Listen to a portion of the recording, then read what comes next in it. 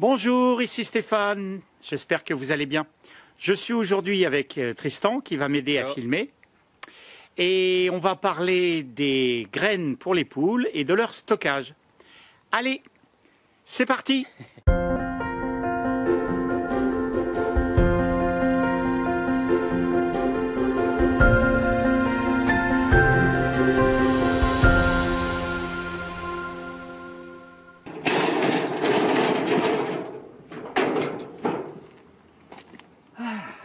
Alors, qu'est-ce que tu fais? eh ben, là tu vois Tristan, je suis en train de décharger le triticale. Ça c'est du triticale que je me suis procuré chez Bruno, qui est un agriculteur du coin. Alors il me le met, il me le met dans les sacs comme ça, des grands sacs de matériaux qui peuvent porter lourd. Et comme ça, c'est très facile à charger dans la remorque. Il le charge avec son tracteur et j'ai pas besoin de le pelleter chez lui. Tu vois, et ça, c'est du triticale pour nourrir les poules. Alors, le triticale, c'est un blé qui est mélangé avec du seigle. Et bon, c'est intéressant pour les poules. C'est une céréale qui pousse assez bien dans notre coin. Et Bruno, lui, il fait beaucoup de triticale parce que il utilise surtout la paille pour pouvoir pailler les box de ses chevaux. Parce que comme il fait du gardiennage de chevaux, bah, tu vois, lui il utilise ça pour la paille surtout. Et le grain, bah, il le vend. Il met une petite annonce sur le Bon Coin à vendre triticale 30 centimes le kilo. Et moi avec ce grain, je nourris les poules, tu vois. Alors pour nourrir une centaine de poules, j'ai besoin d'acheter à peu près 1 tonne par an. En fonction de ce que je trouve, je peux aussi acheter du maïs, qui est tout à fait valable pour nourrir les poules. C'est le même prix, le triticale 30 centimes le kilo, le maïs 30 centimes le kilo. La seule petite différence par rapport au triticale, c'est que c'est une graine qui est quand même assez grosse.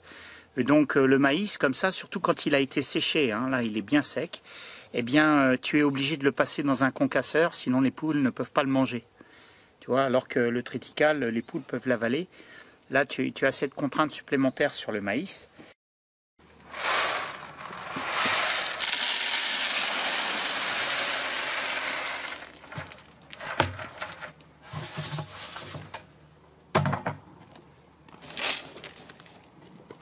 Ok. Allez, ça fait un peu de bruit.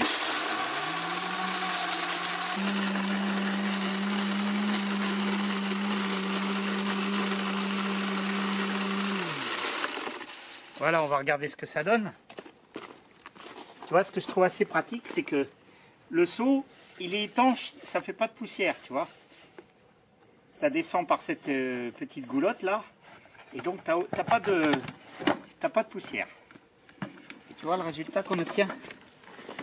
C'est une mouture. Bon, ça c'est assez fin. On peut régler la mouture, hein, plus ou moins fin. Ça c'est assez fin. Bah, là, tu vois, pour les poules, c'est parfait. Ouais, on pourra se nourrir tranquillement. Là, tranquille, hein, le maïs, ça passe. Hein. Voilà. Une autre chose que je vais faire à partir de l'année prochaine, c'est que je vais me procurer ce qu'on appelle des protéagineuses, c'est-à-dire des graines qui sont riches en protéines, comme par exemple le pois ou le févrole. Là, j'en ai un tout petit peu. Tu vois, qui sont des graines qu'il faut aussi concasser parce qu'elles sont un peu grosses pour les poules et qui apportent un supplément de protéines à la ration des poules. Et donc tout ça, à quel moment tu l'achètes? Eh bien, en fait, j'achète toutes les graines au moment où on les récolte. On essaie de se procurer du maïs en novembre pour pouvoir l'avoir au printemps. Le triticale, c'est plutôt juillet. Ces graines-là aussi, tu vas les acheter au mois de juillet. En fait, tu les achètes dès la récolte parce que si tu attends de les acheter au moment où tu en as vraiment besoin, eh bien, les agriculteurs, eux, ils ont vendu leur stock, ils n'ont plus rien. Donc l'intérêt, c'est vraiment d'être synchronisé avec la récolte. Au moment où c'est la récolte, eh ben, tu téléphones à tes fournisseurs. Voilà, j'ai besoin de 400 kg de triticale, j'ai besoin de févrole, j'ai besoin de pois. Et à ce moment-là, tu l'achètes et tu l'achètes dès qu'il est disponible. Et combien de temps ça va durer la récolte que tu as achetée? Eh ben, si tu veux, là, je me suis procuré le triticale. En fait, pour démarrer l'élevage au printemps prochain, tu vois, à partir du mois de mars l'année prochaine, on va avoir les poussins, ils vont commencer à grossir, à manger. Et comme ça, j'aurai de quoi les nourrir jusqu'en juillet l'année prochaine. Et le fait de l'avoir acheté maintenant, ça me permet de ne pas payer au prix fort au printemps prochain. Et comment tu fais pour le stockage? Alors, pour le stockage, c'est très important de trouver une solution qui mette tes graines à l'abri des rongeurs et puis aussi à l'abri de l'humidité. Alors, j'ai deux systèmes. Soit j'utilise des CureTech comme ça qui font 65 litres, qui peuvent être fermés avec un couvercle. Tu vois, tu as un joint d'étanchéité ici. Donc, tu remplis, tu visses et c'est hermétique. Et ça, je les stocke au sous-sol dans la maison, j'en ai une dizaine. Sinon, j'ai un autre mode de stockage qui est bien pratique pour pouvoir nourrir les poules au fil du temps. C'est de les stocker dans des poubelles. On va aller voir ça tout de suite.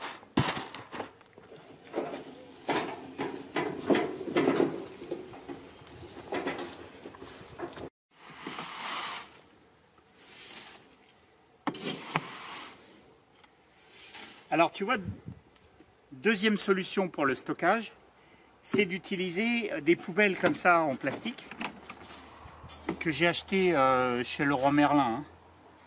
Elles font 240 litres et l'avantage c'est que ça permet d'avoir des grains qui sont juste à côté des animaux. Donc tu vois, quand tu dois besoin de les nourrir, tu n'as pas besoin d'aller loin. Hein.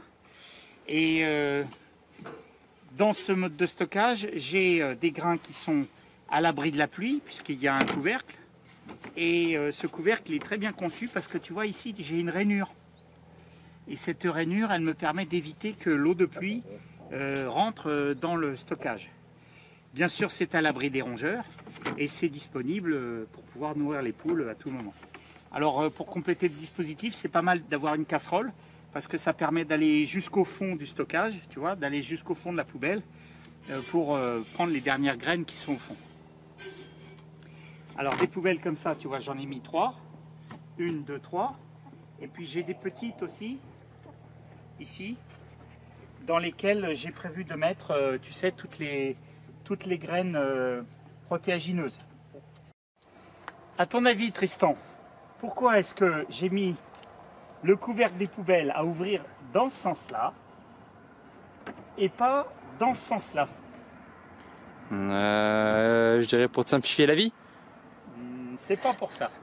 La raison, c'est qu'en fait, tu vois, le vent, il vient de par là. Donc si je mets les poubelles avec le couvercle dans ce sens-là, quand il y a du gros vent, eh ben, ça soulève le couvercle. Et comme en général, il pleut, eh ben, ça me remplit la poubelle d'eau. Alors que le fait de mettre le couvercle dans ce sens-là, quand le vent arrive comme ça, eh ben, ça ne soulève pas le couvercle. Ça fait sens, effectivement. Donc la poubelle, là, tu vois, on va la mettre comme ça. Et dis-moi, où est-ce que tu les trouves ces bidons? Eh bien, tu vois, ces bidons CureTech qui font 65 litres, je les ai trouvés dans une fabrique de bonbons. Dans cette fabrique, ils font rentrer la matière première dans des bidons comme ça, alimentaires. Ensuite, une fois qu'ils ont utilisé la matière première, les colorants, le sucre, etc., eh bien pour eux, ces bidons-là, c'est un emballage perdu. Donc ils les vendaient d'occasion et j'ai pu les toucher à un prix intéressant. Et qu'est-ce que tu fais comme mélange, hein? Eh ben, si tu veux, pour les poules, tu peux donner par exemple 2 tiers de maïs concassé avec 1 tiers de protéagineuse, pois, févrole, ou tu peux donner 2 tiers de triticale ou 2 tiers de blé avec 1 tiers de pois févrole, tu vois. Bon, pour moi, ça ne présente pas un grand intérêt de mélanger le maïs et le triticale parce que ce sont des graines qui apportent à peu près la même quantité de protéines. Hein. C'est à peu près le même pourcentage de protéines. Donc l'idée, c'est de rajouter un petit peu de pois ou de févrole pour augmenter le taux de protéines. Et après, si elles sont toujours en manque de protéines, elles vont aller chercher dans le jardin dans un grand parcours les protéines qu'il leur faut, avec les insectes, avec les vers de terre, etc. Mais c'est une bonne chose de leur donner un complément de protéines. Allez.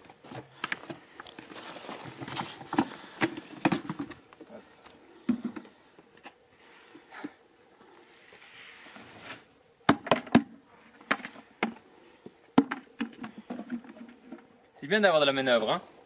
Ah oui, c'est bien, hein, tu fais du woofing maintenant. Hop. Ça, Bon, tu reviens quand tu veux, hein.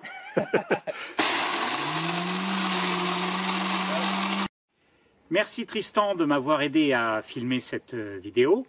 J'espère qu'elle vous a plu. N'oubliez pas de partager, de liker et de vous abonner. Je vous dis à très bientôt dans une prochaine vidéo. Et je vous embrasse tous. Au revoir. Passez une bonne journée, au revoir. Allez hop hop hop. On a un Guingamp.